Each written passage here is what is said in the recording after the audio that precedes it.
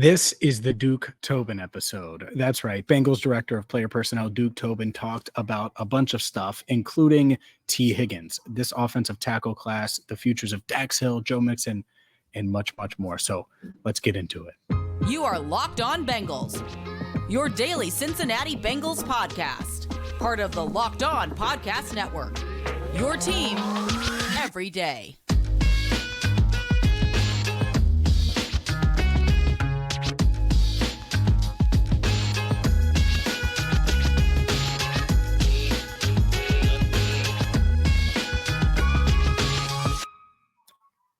Hi again, everyone, and welcome in to the Locked On Bengals podcast. I'm James Rapien here in Indianapolis, where Jake Liscow was trying to make it back home.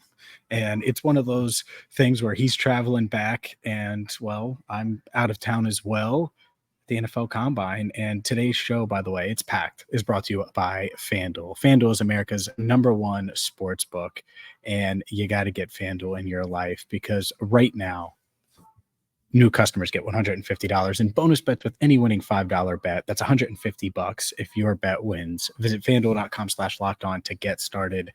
And no Jake Liscow today, like I mentioned, but there's plenty to dive into as I bother everyone around me at the convention center here in downtown Indianapolis, where Duke Tobin spoke, Zach Taylor spoke. And part of this, as I was outlining the show, there's only so much you can get to. And we're going to hear from multiple Bengals coaches throughout the week. And there will be plenty from Duke Tobin that if you want Jake's perspective that we have time to get to. And I posted both of these long form videos because Duke Tobin spent 20 plus minutes with the local media, not at the podium, with the local media after his podium speech, podium session, which you saw probably on NFL Network. I posted that. I posted Zach Taylor as well, the local scrum, on my YouTube channel, Cincinnati Bengals Talk, in its entirety. I will have clips of Duke Tobin today, and this is the Duke Tobin show because we don't hear from Duke as much as we hear from Zach, and I think we should prioritize that. And obviously the story is T Higgins. So real quick before I get to that, just so you know, Duke Tobin said that Joe Burrow's wrist is healing exactly how they expected. Everyone gave the thumbs up when it comes to his healing. So that box is checked. There's not much more to say other than that. He's not throwing yet. He's not supposed to be throwing yet. So we'll see on Joe Burrow, but things progressing the way they should. But T Higgins is obviously a big topic. The Bengals tagged T Higgins officially on Monday, and Duke Tobin was asked a lot about his future, if they could facilitate potentially a tag and trade, which is something we've talked about on this podcast. I know a lot of listeners have had questions about that. And Duke Tobin was asked that. Here's what Duke had to say about T Higgins, the decision to tag T, and then also the idea that they could potentially tag him now and trade him this offseason. We got the salary cap numbers, and we knew kind of where we were heading with it. And as soon as we got the salary cap numbers, there's no point in lingering on this. And we made the decision. We just went with it. So there wasn't any more thought to it other than this is what we're going to do. Why don't we just go ahead and do it? How complicated is the process of actually pulling off a tag and trade? It's rare. You don't see it very often. Is it a complicated process? Well, I don't know. I've never done one. Yeah. So, again, we tagged him with the intent of him playing for us. Right. He's a good player. We want good players. He fits us perfectly. So we tagged him for that reason. I'm not the hypotheticals of what could happen. Mm-hmm. It's hard for me to comment on. Is it that simple? When you do make the decision to apply the tag, do you want him on the roster in 24 or not? Is it that black and white? You don't go into it saying, "Oh, well, we could do this." Roster, yeah, we want him on the roster. So there you go. They want him on the roster. Now, he wasn't as outspoken as he was last year. Get your own receiver. I do think, though, that when you look at the tag, $21.8 million, when you look at what the tag could be next year if they wanted to go that route and maybe tag and trade then, I certainly think that that's on the table to a degree. Will the Bengals listen to trade offers? I'm sure they will. I'm sure they will. I'm sure there are people out there right now saying that the Bengals should call the Chiefs or the Chiefs should call the Bengals and swap L'Jarius Sneed for T Higgins. Maybe that's more on the Chiefs side with them considering a tag and trade. But I I think T Higgins will be on this roster in 2024. I think the Bengals value him and place a high value on him. At the same time, they clearly, in my eyes, don't feel like they're going to get a long-term deal done. And so what happens next? We'll see. Maybe they shock me and shock a lot of people and tag him, but I don't expect that to be the case. You're going to hear from Duke specifically on this offensive tackle class, but you heard him mention the salary cap. And I think a lot of people, when they saw the salary cap last week, $255.4 million, they thought, all right, the Bengals have more money to play with. Was that the Bengals' reaction? Duke was asked about that. He was also asked about the potential void at right tackle with Jonah Williams potentially signing elsewhere. Salary cap number now, how does that impact free agency? And I know the last like 5 years ago, the whole thing was keep your own. Is that kind of where you're leaning now, or is it? Well, yeah, I won't get into our strategies for roster building, but I will tell you that if there's more money, there's more opportunity to add people, and that's just the reality of it is about it. There's also more opportunity for the other 31 teams to add people too. So it maybe provides a little flexibility. Hopefully, if you're talking about the same people just being paid more, it doesn't really benefit the club. Yeah. But as long as we can use those dollars to maybe supplement what we would have otherwise done, then I think it is a benefit to us. Is the priority keeping your own? Again, I won't go into all of our roster building plans as we go, but we do like our players, and there's a number of them that we'd like to have back. Yeah. Could potentially have an opening at right tackle. I know they asked you about the tight ends kind of being a revolving door with that position. You've had different starter every year in the last couple of years. Are you guys hoping to be able to find more of a long-term answer at that position? Yeah. Are you comfortable with the strategy that you guys have had over the last couple of years? Well, as the NFL has evolved, the term long-term isn't as long as it used to be considered. But yes, we would like to have somebody man the right tackle spot for a number of years. Yes, that we'd like it to be a young guy that can come in and do that, or a veteran that might have the opportunity to rebuild his career or something. But yes, we would like that to be manned on multiple fronts, but we're concerned with having it manned well enough to provide us a chance to win next year. That's the number one thing. And whether that's a rookie on a 4-year deal or a veteran on a 1-year deal, we're open to anything there. I like that point that he made at the end, because of course the Bengals would love to find, and you're going to hear about this right tackle class, they would love to find that franchise right tackle. At the same time, they need to be in win now mode with Joe Burrow, with Jamar Chase, with T Higgins on the tag. And so is it a Jermaine Illuminor who continues to take shots at the Chiefs and grow in Bengals fandom with what he's built of they're not three-peating? I think he tweeted on Tuesday. Maybe that's the route they go at right tackle, but they certainly need to address it. I think they will address it. Up next, let's continue the conversation with this offensive tackle class, and we'll hear from Duke on what he thinks. Is it as good as advertised? Is it worse? Is it not as deep? Is it deeper than some think? You'll hear from Duke Tobin on that and much, much more coming up next. Today's show is brought to you by FanDuel. FanDuel is America's #1 sports book for a reason, whether it's the NBA, which the NBA is in full swing, and I've been leaning on FanDuel, and something about the NBA and FanDuel. I called the Miami Heat. They were shorthanded on Monday night going up against the Kings, who came off of a big win. Threw a few dollars on the Kings to lose in that Heat money line, and guess what? FanDuel came through. And let's say you want to bet $5 like I did on the Miami Heat. If you have a winning $5 bet, new customers are going to get $150 in bonus bets. Boom, if your bet wins. All it is a $5 bet, and it can win right now with FanDuel. From quick bets to live same-game parlays, exclusive props, and so much more. Visit FanDuel.com/lockedon to shoot your shot. FanDuel, official sportsbook partner of the NBA. Today's show is also sponsored by BetterHelp. What's the first thing you would do if you had an extra hour in your day? Maybe go for a run, take a nap, read a book, show up and comfort a friend. A lot of us spend our times wishing we had more time, spend our lives wishing we had more time. And the question is, time for what? If time was unlimited, how would you use it?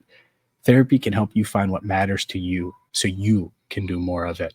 If you've thought about starting therapy, give BetterHelp a try. It's entirely online. It's designed to be convenient, flexible, suited to your schedule. You just fill out a brief questionnaire, get matched with a licensed therapist, and switch therapists at any time for no additional charge. You can learn to make time for what makes you happy with BetterHelp. That's BetterHelp, H-E-L-P. Visit betterhelp.com/lockedon today, and you'll get 10% off your first month. You can switch therapists at any time. You just go through a brief questionnaire to get partnered with a therapist. Again, that is BetterHelp, HELP.com/lockedon.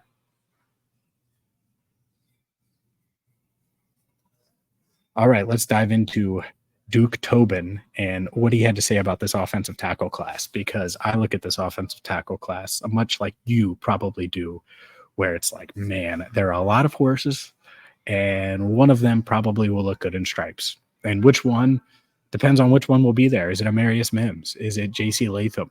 Is it Fuaga? Is it, I could go on and on about these different guys. Those are the two most popular ones.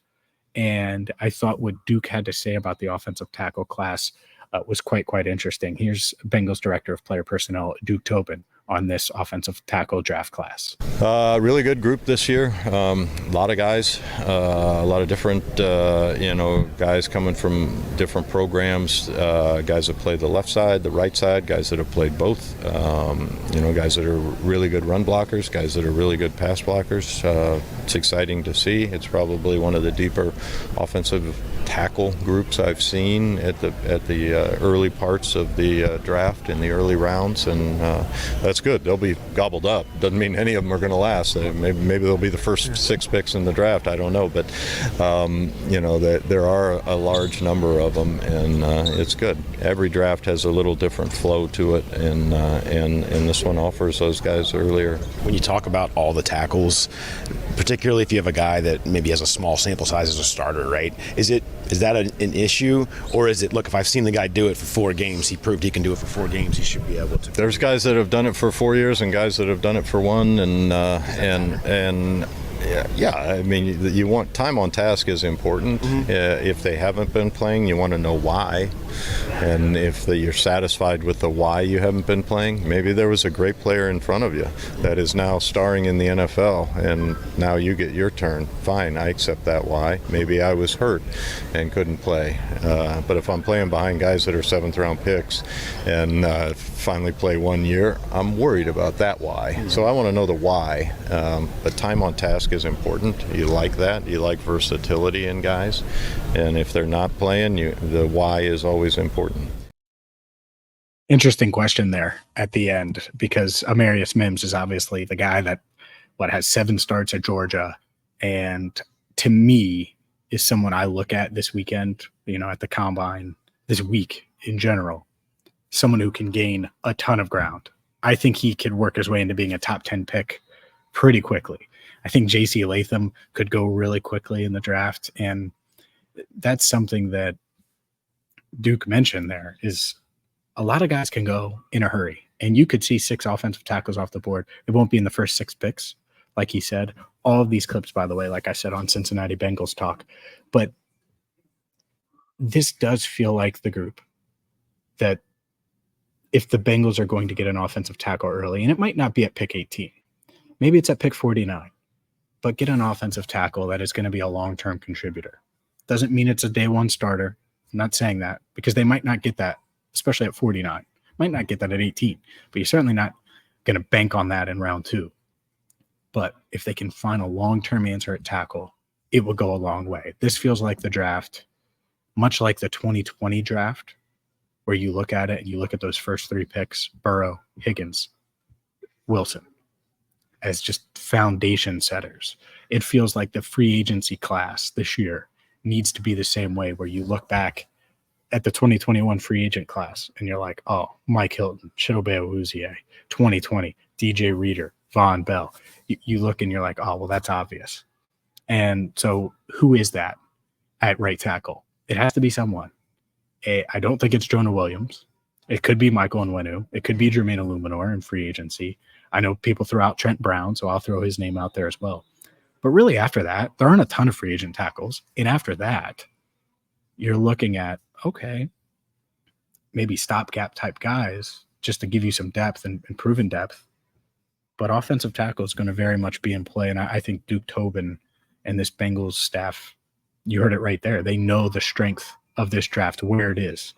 And if it's strong at offensive tackle, you want to try to take advantage of that. I think they wanted to take advantage of the tight end class last year, and it just didn't work. This is that, but it's at a much more important position, a much more premium position, a position that's harder to find. And it's one that if you find it, well, it could really set the tone for this next couple of seasons. And certainly this stretch where you're paying Joe Burrow, you're paying Jamar Chase, you're figuring out T Higgins and paying some of these other guys as well on the roster. Will they continue to pay Joe Mixon? Well, yeah, that was a topic that came up from Duke Tobin. Find out what he said about Joe Mixon plus Dax Hill and Dax Hill's future in the secondary coming up next. Today's show is brought to you by eBay Motors. Passion, drive, and patience. What brings home the winning trophy is also what keeps your ride or die alive. eBay Motors has everything you need to maintain your vehicle and level it up to peak performance, from superchargers, roof racks, exhaust kits, LED headlights, and more. Maybe it's something as simple as air filters, something as simple as spark plugs, things that I just got from eBay Motors. They have 122 million parts for your number one ride or die, and you'll always find exactly what you're looking for or your money back, because with eBay Motors, you're burning rubber, not cash. Keep your ride or die alive at ebaymotors.com. Eligible items only. Exclusions apply. eBay guaranteed fit. Only available to U.S. customers.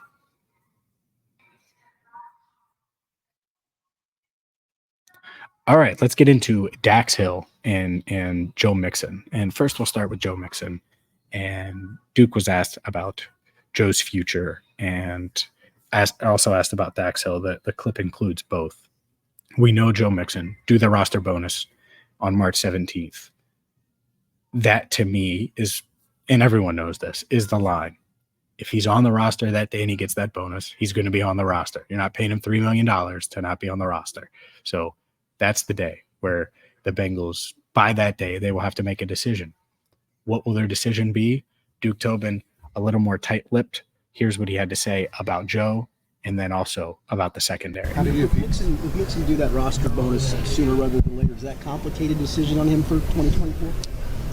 On Mixon's roster bonus, it doesn't complicate it. We put it in there for a reason, and his agent wanted it in there for a reason. But again, from our strategy standpoint and what we intend to do, I'm not going to get into that with any of our players. But yeah, he does have an early roster bonus. You've obviously invested in safety over the past couple of years in the draft and had some turnover in that room. Do you view Jordan and Dax as the long-term and short-term answers in that area? Yeah, we like both those young players, and they're both pretty versatile, which is a positive when you're playing in the backfield. Dax is really versatile, so finding the best role for him to maximize his skill set would be something that we're working on this offseason, and how best to utilize him to show off his range and his size and his speed and his toughness and all the things that he has. Same thing with Jordan. What's the best role for him, and how does he fit within the defense, and who's the communicator, and all those things are things that we go through in the off season, and that Coach Lou will try to fit together the best that we can. But both those players are young, talented, and have shown that they belong in this league. So there's a lot there, and first things first, let's go back and rewind and just wrap up the Mixon part, and then we'll get to what he said about Dax Hill and Jordan Battle.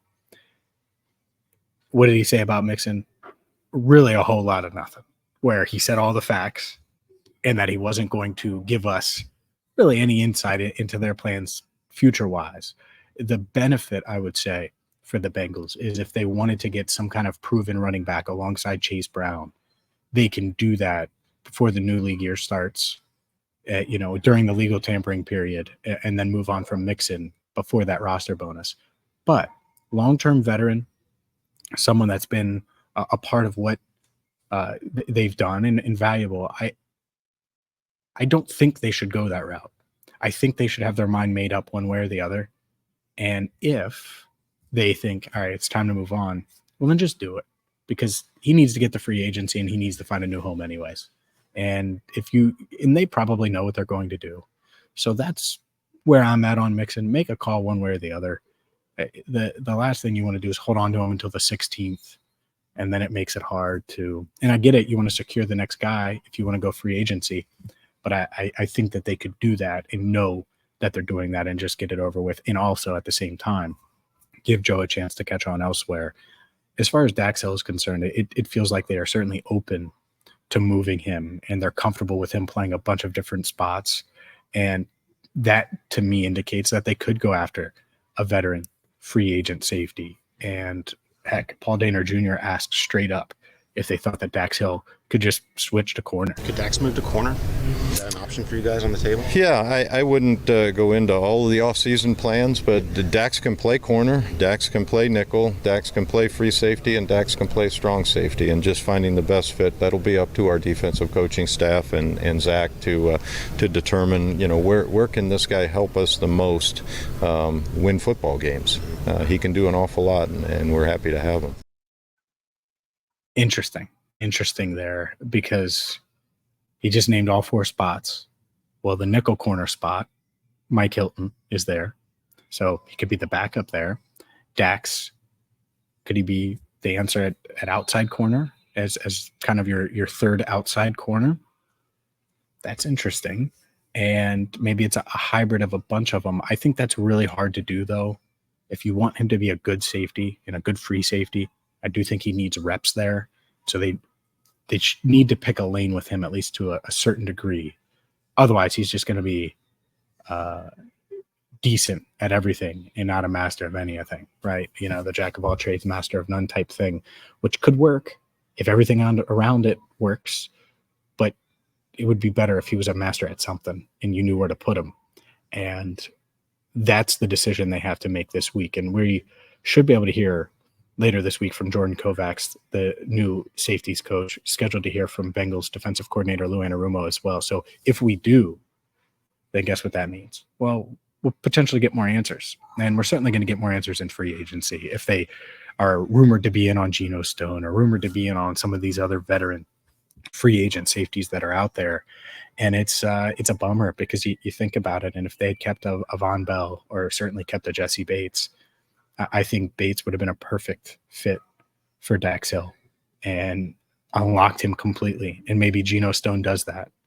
And then Jordan Battle can be your third safety, which they should be playing 3 safeties in a lot of different ways. I mean, Dax Hill, I think, is a good cover option for tight ends. I think he's certainly good man-to-man in the nickel and gives you something that Mike Hilton doesn't in that spot as well. So how can they maximize him? How can they maximize the secondary? That's certainly a topic. That's something the Bengals are looking to do this offseason, and we'll see. But I just think overall, the Bengals' view is pretty similar to what we've said here on the pod, which obviously they're prioritizing offensive and defensive tackle. Obviously, T Higgins they plan on him being on the roster. They're open to adding a proven deep safety. We'll see what tier it is in free agency. Is it a Nick Scott replacement, or are you trying to go after one of these bigger name safeties that have bigger game as well? What they do at running back, I think it's still a little up in the air, and I think part of that is who knows if everyone in the building is on the same page when it comes to that. But yeah, I think that this team, they know how important this offseason is. And one thing that Duke Tobin said at the podium that stood out to me right away, he was asked what he was most proud of or most pleased by and during the 2023 season. And he didn't give an answer. It was all about how they didn't win and they didn't accomplish their goals.